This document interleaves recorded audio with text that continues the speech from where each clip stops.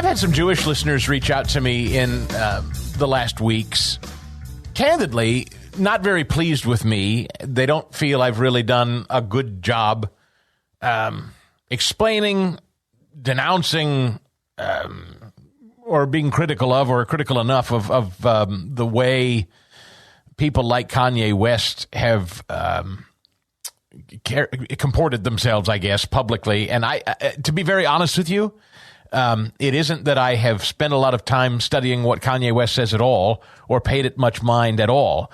But I do respect and understand that some things that he has said, tweeted, and said publicly have deeply shocked and upset, particularly the people of the Jewish community. And I read a piece authored at the Washington Examiner by our next guest, Jeffrey Lax, professor and chair of the business department at Kingsborough Community College. It's headlined, "Offended by Kanye's Anti-Semitism? We'll examine academia, too." That interested me, and just kind of this broad subject of anti-Semitism. Since he wrote about it, I wanted to bring him in. So, Jeffrey Lax, welcome to the show, first of all. I appreciate your time. Thank you so much for having me on, Chris. I appreciate it. Yeah, I thank you for kind of educating me a little bit, and I really do. I want you to, because I want to appreciate the sensitive nature of this. I dismiss Kanye because I find a lot of him just to be kind of silly. So I'll sort of roll my eyes and say, well, he's a celebrity, and if he says something about being pro-life, I take it. I take it as a win, and I go, hey, okay, cool. There's a guy standing up for life. I support it, and I celebrate it. But if he's a nut and he flies off the handle and says something weird on a show, I don't put all my eggs in his basket. But I also understand for some members of this audience that was maybe too dismissive and overly simple. And so I want to really understand, first of all, your interpretation of the things he said. And if, in fact, you do agree with sort of the culture, a lot of mainstream media, commercial entities moving away from him, calling him anti-Semitic. Walk me through it, if you don't mind. Well, with regard to Kanye, I would say, listen, today, let's be honest. Today we live in a world and an age where we have a lot of imperfect, let's say, political candidates. Uh-huh. And you kind of have to pick the one, for the most part, whose ideology and whose agenda you agree with. And people just sort of throw under the bus, their personal shortcomings. So to a degree, I agree with what you're saying. But then there are the people who go way too far. And in my opinion, Kanye's gone way too far. When you praise Hitler and you say you like Hitler, that is too far. And I'm a grandchild of Holocaust survivors. My great-grandparents were gassed to death by the Nazis. So when you say that to a Jewish person like me, that's too far. And so I do understand the underlying sentiment, and I don't disagree with it in theory. But the people who go too far, I think they need to be condemned in the fullest terms, and I feel personally that way about Kanye. I appreciate you saying it, because I don't want to dismiss it as unimportant, what he says, or suggest that I'm supportive of him or of it. But I think it's in my lack of condemning it strongly enough that maybe some of the audience, Jewish members of the audience in particular, let me know they thought I was maybe too dismissive or cavalier. So, I need to say again, I don't have any investment in him at all, and I don't care about him.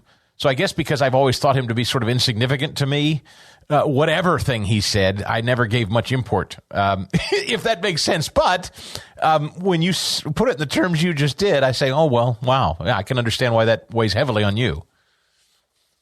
Listen, I think Kanye has mental illness. Yeah. I think it's been documented publicly. I'm not, just making something up. I think I've read that plenty of places. So I think there were many years where you could say Kanye is just a nut, and we just all accept that he's a nut.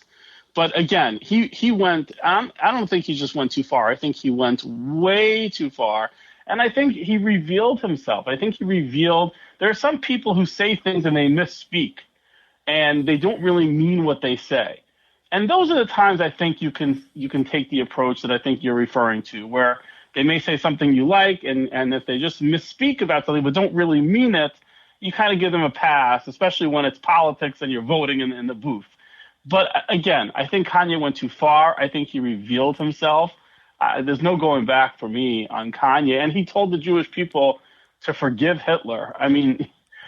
come on, that's a little much, and it's a lot much, and for me, And so, Jeff, when he meets with Trump, the statements he made about Hitler in particular were on Alex Jones after he met with Trump at Mar-a-Lago for dinner.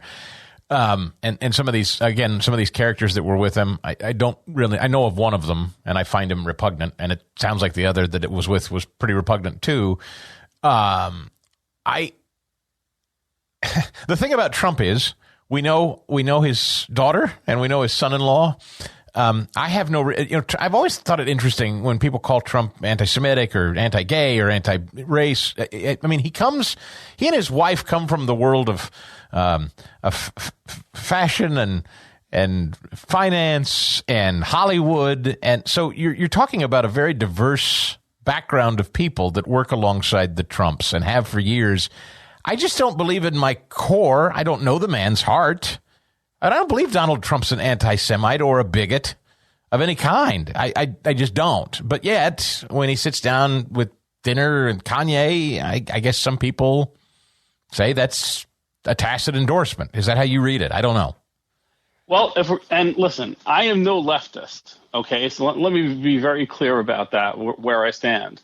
But we have to be fair about this. If I'm going to go out there and condemn in the fullest terms, which I did, Barack Obama for taking pictures with Louis Farrakhan, I have to do the same thing for Donald Trump when he sits down with Fuentes, because to me, they are equivalent. If I'm going to go out there and condemn Ilhan Omar, then I also have to condemn anti-Semitic statements by Marjorie Taylor Greene.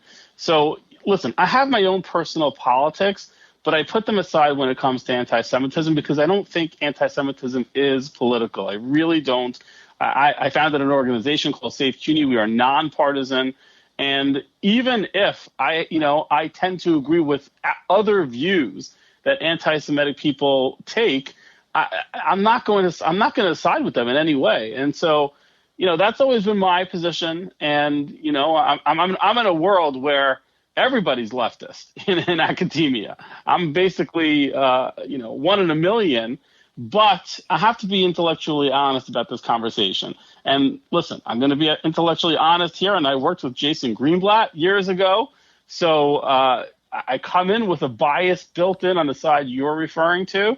But sitting down with Fuentes and Kanye, to me, yes, that's anti-Semitic, just as it would be to sit down with Louis Farrakhan, in my opinion. And I'm sincere in asking this, is it sending a message to Jewish people that I'm not with you, or is it toned down? Because I don't know the man's heart, but I choose to believe, unless you think I'm wrong, I choose to believe that Donald Trump is not attempting to send a message to Jewish people that he doesn't care for them. I choose to believe that's true. I'm going to be honest. I'm going to just give you an honest answer because I'm an honest guy, okay? Okay. I think the main problem with Trump is he's inarticulate. So I think when the left is going after him for all those years, I think 99.9% of the time they were wrong. First of all, they outright lied about Charlottesville. He never said that white supremacists are very fine people. If you go back and now I watched that speech live. I remember watching it on TV.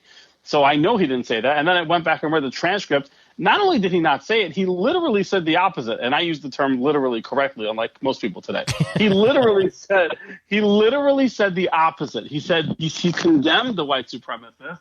And then he said the other people, the people who were marching just for monuments to stay up, some of them were very fine people. So the media lied about that. And I think Trump lost his mind because I think 4 years of totally false Russia impeachment nonsense, I think he really, to a degree, lost his mind. When you're inarticulate and you're not really that, he always talks about his intelligence. People who talk about their intelligence all the time probably might be a little bit insecure about their intelligence, and I think he has reason to be. So while I do agree with you, I think there are other issues with Trump. I think, listen, the question you're really asking is, where do we cross the line between saying something anti-Semitic and declaring you to be anti-Semitic? Yes. That's I think what you're really getting to. Yes. And it's hard for me like you, I don't know what's in somebody's heart, but I need to call out things that are clearly anti-Semitic. So, you and I can't judge someone's heart. Only God can do that. And I'm a person of faith. But my job is to call out anti-Semitic behaviors. So here's where I am. And by the way, Jeffrey Lack's with us. Jeffrey Lack is professor and chair of the business department at Kingsborough Community College. He wrote a piece in the Washington Examiner that interested me called "Offended by Kanye's Anti-Semitism, Examine Academia Too." This is where I would get into academia and politics a little bit. Trump, and I don't mean to make it seems like the whole universe revolves around Trump these days in conversations, but to this degree, I would bring up, we know what Trump did in, moving to officially declare Jerusalem the capital, Israel, which is something that other politicians and other people of other stripes of both parties for many years were not willing to do. I would argue that Trump's administration was more pro-Israel than any administration that I've known in my lifetime. And so I'm always very interested when many in academia, as you have written, many on the left and even Republicans seem to only be willing to go so far to support, for instance, Israel, the nation of Israel, as Trump did. That's where this gets harder for me to talk about. Does that make sense? I couldn't agree with you more about that. That is absolutely 100% true. He is the best president Israel has ever had. The left will take the position that, if you're a single issue person, then basically you have this, that's where they get into their anti-Semitic tropes, that your concern is Israel, you have a dual loyalty if you're a Jew, right? That's where they get into their own, they reveal their own anti-Semitism. Again, I can't say this strongly enough. While Trump was president, I never once thought he was anti-Semitic. I thought the left was playing games with him for 4 years, and I've never seen a president tortured the way Donald Trump was tortured. I've never seen a Supreme Court nominee tortured the way poor Justice Kavanaugh was tortured and his life ruined. I just think the political world has gone nuts with this stuff and so cruel with total disregard for people's lives. And it's so demoralizing to see this. But I never thought he was anti-Semitic during his presidency. I thought they were all made up. Like you said, he has a Jewish family. He's got Jewish grandchildren. And I know people that work for him that were Jewish and were always respected by him. But again, so I don't want to go into his heart, but I do know this recent thing, to me was anti-Semitic. This is an anti-Semitic thing to sit down. If it would have been Farrakhan and Obama, I would say the same thing. I have asked this question of Jewish friends in the past, and I'll ask it of you. Can you articulate and explain for me why most Jewish people in the United States, at least as I read the studies, most of them vote for Democrats, when the Democrats seem to be consistently, politically, some of the most hostile to, say, the politics of Israel, for instance. They seem to, and you bring up Ilhan Omar as a perfect example. The Democrats have never, ever been, I think back to when Benjamin Netanyahu, has come to the United States to speak and the way he's been treated by Democrats. Republicans have given him the House floor to speak, and at other times, he can't even get a meeting with ranking leading Democrats. It intrigues me why the Democrats enjoy such support from Jewish Americans. Can you explain it? Boy, I'm so grateful to be able to address this question. It's not a question that I've been asked that often, actually. And you could not be more right about that. It is. And when Democrats call Trump anti-Semitic for saying Jews vote against their own interests, that itself to me is anti-Semitic because they allow it for other groups. Joe Biden is allowed to tell a black radio show host that if you ain't black if you don't vote for me. Which is just unbelievable. To me, that's a racist statement. I don't even know what that's about, frankly. Black people are not allowed to decide what is better for them. But yet, Trump can't talk about his record on Israel and issues for the Jewish people, and that being the overwhelming majority of Jews support Israel, consider themselves Zionist, consider things like the BDS movement to be anti-Semitic. So if you're voting for the party that supports BDS, which is the Democrats, and you're voting for the party that is anti-Israel, which is the Democrats, and it's systemic. It's not, the Marjorie Taylor Greens are the far, far, few and far between exceptions. The Republican Party systemically condemns anti-Semitism, condemns BDS, condemns all anti-Semitic movements. That's not the Democratic Party. Remember, the Democratic Party, the DNC, a few years ago, came very close to passing a platform. It just barely missed passing. I forgot the vote total. That would have been anti-Israel and called Israel an occupation and some other terrible words. I don't remember if it was apartheid, which is just a false smear and trope of Jews, or settler colonial. But they came very close. So it shows you that the Democratic Party systemically has anti-Semitism built in. They support and prop up people like Ilhan Omar and Rashida Tlaib, and that is outrageous. And so I share your frustration. By the way, let me give you something to be hopeful for. I think Jewish people are starting to wake up. Lee Zeldin in the governor's race here in New York recently got, I think, a greater percentage of the Jewish vote than any person in a statewide election Republican in many, many years. I don't know how many. Something like 40-something% of the vote. That's still not, where we would like it, me personally. But they're making progress. I think Jewish people are starting to wake up about this. Forgive my ignorance, because I know, Christianity, there are different, if you want, sects or strains, so I know the orthodoxy of everyone who identifies as Jewish is different depending on region, or faith group. But I would ask broadly, culturally, because this is something I've talked a lot about on my show through the Christian lens. I think I'm pretty consistent here when I say, whether you're Jew, whether you're Muslim, whether you're Christian, I think for most of us, what the American left stands for culturally today, the issues of transgenderism and critical race theory and the stuff they're trying to inject in our schools, I think I'm fairly safe in saying I speak for most faiths. That is so diametrically opposed to what we believe. And I'm wondering, because I've even seen, with the members of the Squad, I've seen them facing real backlash and fights with their constituency, like what's her name up there in Michigan. A lot of Muslims have gone to school board meetings, on the trans stuff in their schools. And I'm just intrigued. What I'm driving at here, Jeff, is this a unifying thing? The left has become so culturally repugnant. Is it possible that all of us of faith could unite around that in opposition? Does that make sense? Well, what I find really fascinating to your point is that the Muslim faith is anti-abortion, and yet they're aligned so perfectly with the Democratic Party. Right. And I find that shocking. And it's very interesting to hear people who support Sharia law, and these are people who throw gay people off of buildings. Yes. And these are people in many countries who, they murder you if you're gay. And abortion, please, try to get an abortion in Palestine. Let me know how that goes. Well, Qatar, the World Cup. I've been talking a lot about the World Cup as a backdrop. It's just amazing to me how the global, all the left of the globe kind of turns a blind eye to the human rights atrocities that go on in the backyard of the World Cup. Yeah, I don't think Planned Parenthood has satellites in Qatar or Iran, if I'm not mistaken.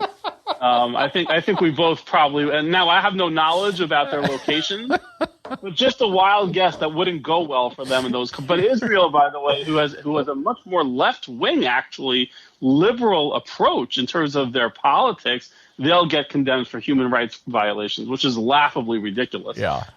So the question is why? Why a Muslim faith that is very anti-abortion? I just find it so interesting. What is this connection? And the answer to me is very simple: numbers. It's not a real connection. At some point, I believe they're going to be diametrically opposed to each other because the Democratic Party has no values. Muslim people, religious Muslim people, do have values, and the Muslim faith has good values.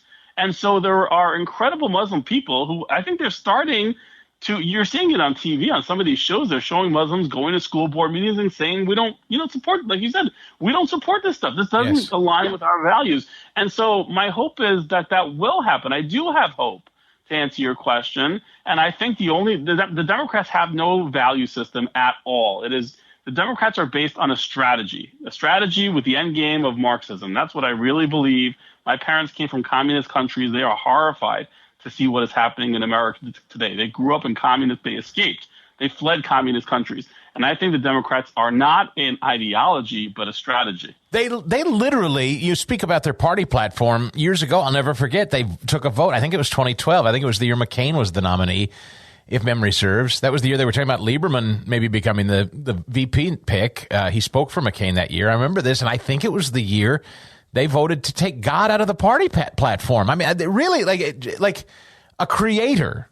I think this Democrat Party, as constituted today, just simply does not believe in God organizationally, sincerely. I mean that. Well, they hate the idea. It's not just that they don't believe in God. They despise the idea of anybody believing God, and they will mock you for believing in God, and they will discriminate against you for believing. It's the one area of discrimination in the United States today that is mainstream, anti-religious. I mean, it is just, I see it every single day on college campuses. Listen, they think we're fools. They describe this as idiots who believe in fairy tales. That's how they see us. So if they think that we're fools and that we believe in fairy tales because there can't possibly be a God, right? Even though by the way, they can't explain how the world was created still. They've never even attempted an explanation of how something came from nothing, right? Because according to science, if you believe in science, it's not possible for matter to come from no matter. You can't just create something out of nothing. So they have no explanation for how we all came to be. But if we believe there's a intelligent design to all of this, we are so foolish that nothing we say can be respected. And that's really their belief.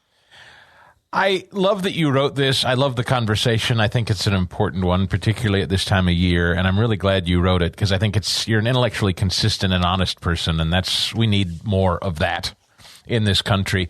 The gentleman's name is Jeffrey Lax. He's professor and chair of the business department at Kingsborough Community College. This piece, dated the 14th in the Washington Examiner, headlined, "Offended by Kanye's Anti-Semitism? Examine Academia Too." I'm glad we had the conversation, sir. Thank you so much for your time today. Me too, Chris. Appreciate it. Anytime.